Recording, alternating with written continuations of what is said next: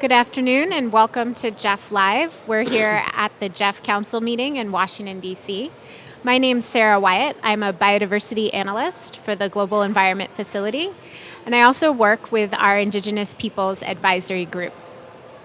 And so I am joined today by Lucy Mulenkei, who is the chair of our Indigenous Peoples Advisory Group. But much more than that, she's the executive director of the Indigenous Information Network, the co-chair of the Indigenous Women's Biodiversity Network, and a founding member of the African Indigenous Women's Organization. So she's here to talk a little bit about Indigenous peoples and the global environment. So thank you for joining us, Lucy. Thank you for having me. Can you tell me about the community where you come from and the work that you do? Okay. I come from Kenya and I come from the Maasai community. But back home, I don't work for only the Maasai alone. I work at the national level where I work with the different pastoralists, different indigenous pastoralist groups, and also some hunter-gatherers, and other small minorities who are either agro-pastoralists or hunter-gatherers at the same time.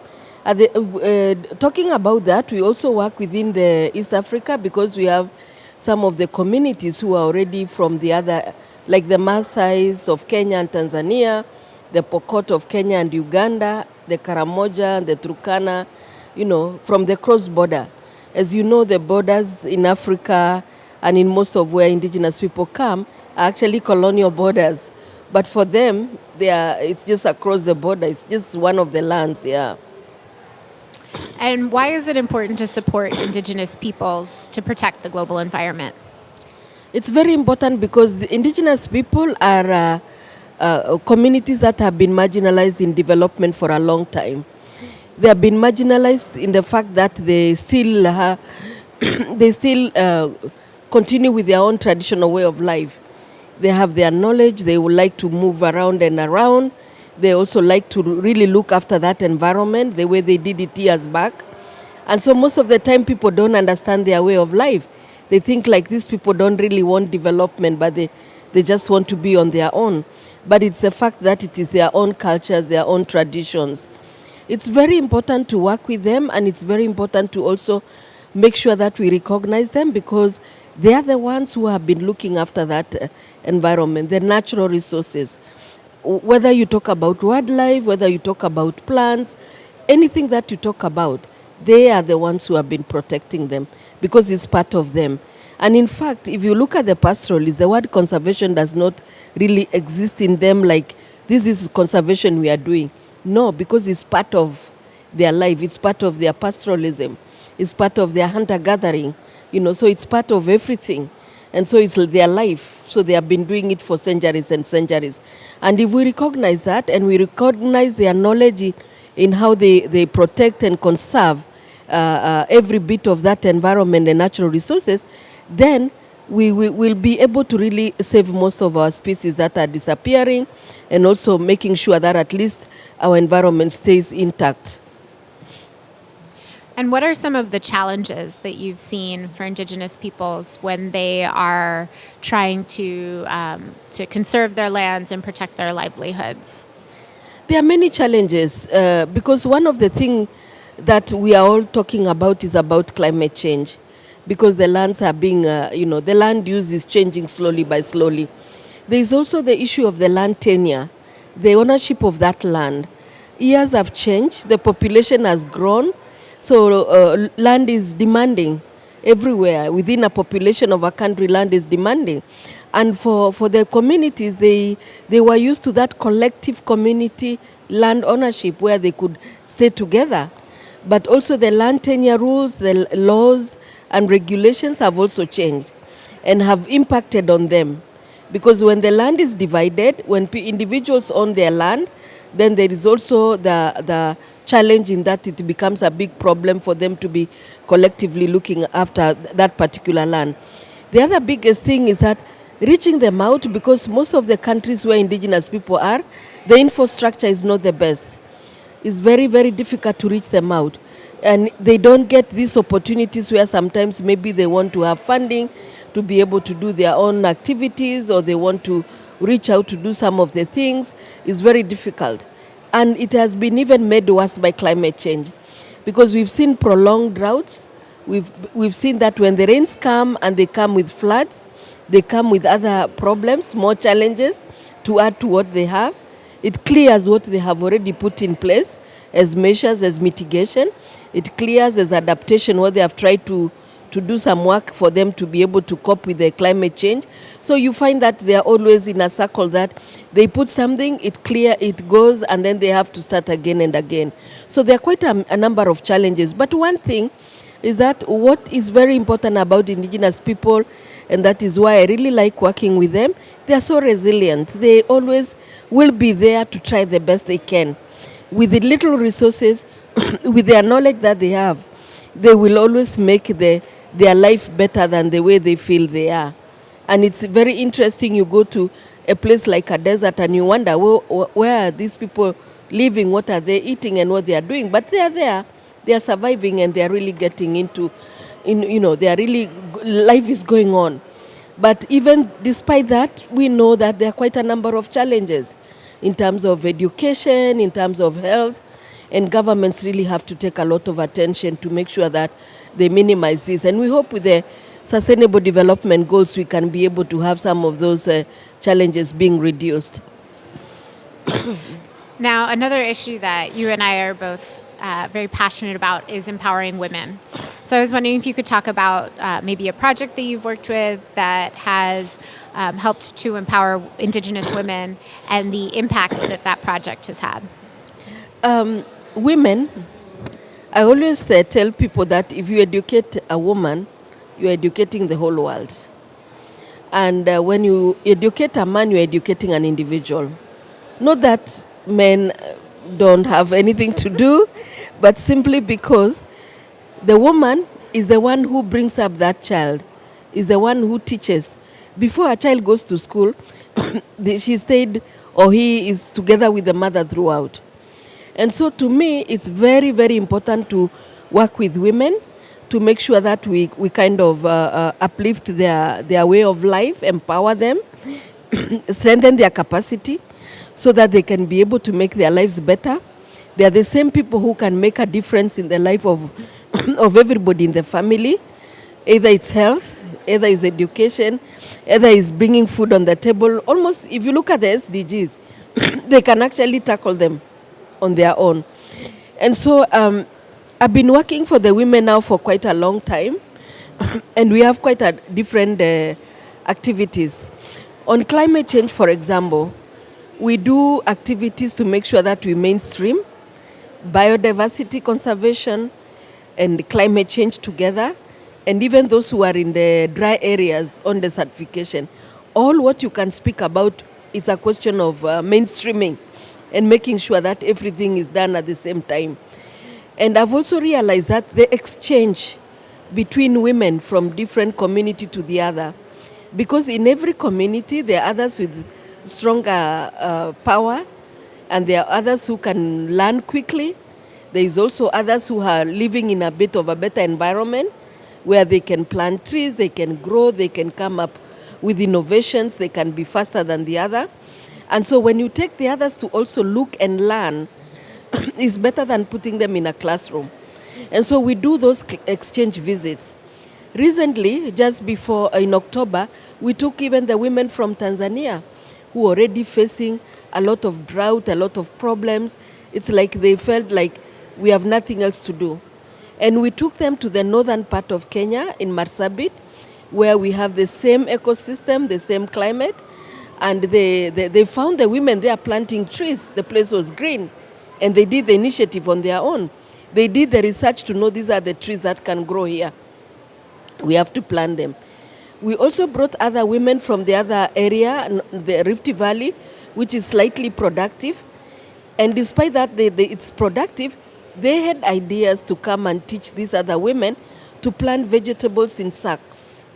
To collect the nice soil, mixed together with manure, and do organic farming in their own sacks in the house, because they can't farm outside. The goats or the livestock will eat them up. And within a week, we had very good vegetables around the area. They were able to get green vegetables. That already really gave a motivation for the others in the dry land. Issues of chicken, growing chicken. Most of the Maasais didn't, they said chicken were birds in the long time. But now, if you don't have cattle, you don't have goats, what alternatives do you have? You have to look for another alternative. They realize that the other pastoralists are keeping chicken, they are giving eggs to the children, so their health is improving. They can always get a chicken and slaughter and cook for the visitor when they come. And they can also sell to the different people and they can make money. And so they picked it up. So these small examples, which people might think that they are too small and they are not really worth it, are really examples that make the women be who they are. Even honey making, making sure that they keep their beehives and so on. Somebody may say this is not a woman's work, but women are ready to pick up any innovation, any knowledge that you give it to them. And we started up the Indigenous Women and Biodiversity Network simply because we found out that every time we went to these meetings, we found that the men from other regions were only coming themselves. They were not bringing women. And we said in any convention on biological diversity that we go, we must make sure that there is a participation of Indigenous women. That's how we decided ourselves and colleagues from Latin America to start this network so that we can be able to work on ourselves together and make sure that everywhere we go, women are also represented. And that's why even while we are here, IPAC has got almost a majority of women working in that to show very well that we are really active in terms of looking at the world and looking at the earth, and Mother Nature is one of our key our key life. It's our life, it's our everything to protect and to conserve. And that's why it's called Mother Nature and not Father Nature. So maybe one last question. We were talking about wildlife trade earlier in this meeting, and I was wondering if you could talk some about how Maasai people and empowering and working with Indigenous peoples in the area can help protect some of Africa's iconic wildlife that everyone knows, the elephants and the lions and other species that some of which are under a lot of threat from wildlife trafficking. So why is it important to work with Indigenous peoples, and how have you seen Indigenous peoples being important conservation stewards? You know, Sarah, even you ask me that question, I can almost give you an answer with only a sentence. As long as you recognize the rights of those communities and recognize them, rights and recognition, then definitely they will be able to save, and they can even be able to prevent wildlife trade, because they have been, the wildlife has been a part of them.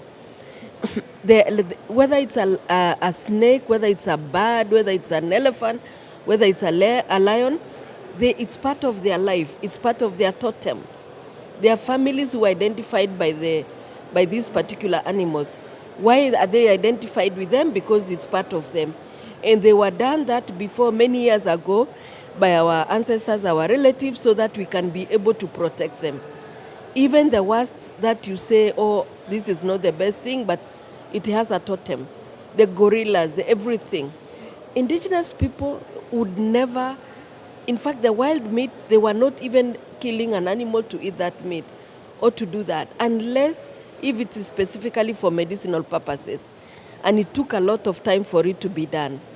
But because life changed and the governments, most of the governments in the world are not recognizing about the knowledge these people have about the wildlife, about them being the best conservationists in the world, that they are the ones who can protect and even know about this life history of these particular animals.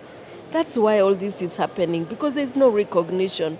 The land tenure laws have indicated to you when it's a protected areas, the communities are removed, that they don't belong there. It belongs to the government. It has to be protected. Yes, they have been protecting themselves as communities. So it's very, very important to recognize communities for that particular reason. And the moment that is not done, we had quite good stories here. We had the way they protect them and the way they even started just by doing something small. And actually there are many good examples where already many activities have been started by the communities themselves so that they get these people away from poaching. They get away from liaising with the poachers so that they can be able to keep away the animals from going away, you know, from being poached and so on. So it's important to just recognize them, know that they have rights as human beings, and making sure that every discussion and every policy and a human rights approach is very, very important. They must be included in decision making, and that way they can be able to feel that we are part and parcel, and this is our land and our animals. There are good examples in Namibia, in Kenya, and in Zimbabwe and other areas where they are already protecting. They have their own conservation areas, which is actually increasing the number of animals. And as we were talking about women, there are even some women who are very keen in animals. They are trackers. And I remember there is one village where I know of a lady who is now old. She's clocking around 80. She's an elephant tracker. She can tell you the life history of most of the elephants. They actually even know her, you know. And so this is something which is very encouraging. And the moment the Save the Elephant Kenya recognized her in the community and was sending her to go and track for them some elephants, she felt she was still very strong and she felt happy. And everybody in the village started recognizing that they really felt their knowledge is accepted. And even some songs, they started making songs on different animals. So that tells you very well that the moment you recognize them, then you do very well for in order to conserve and make sure that the issue of poaching really can stop. But we still have a long way to go because it's a complex, difficult situation where it involves a lot of very, very sophisticated issues in it, yeah. Well, thank you. I think that's a really good point about how, you know, recognizing Indigenous rights as being key to achieving conservation goals. So thank you so much, Lucy. It's been great to chat with you. And thank you. Thank you. Mm-hmm.